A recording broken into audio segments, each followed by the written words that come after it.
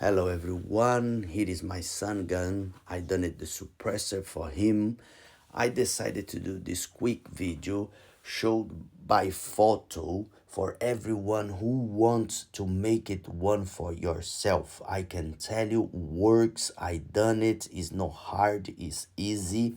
There is one previous video explained what the parts I use. I use 5 different pipes to do this suppressor, and I'm telling you they did works and they works very good. I even managed to put a spring between the end of the gun to make those little movements as normal silence suppressor you buy from the market. Look, you can see the connections are really very good. Even the other side where you screw the suppressor on your gun, there is a comparison here. The left side is the one you buy on the shop and the right one is the one I made it myself. I even managed to put the grip exactly in the middle, so when you unscrew the suppressor, you got some grips. Here now is the end of the results of the gun.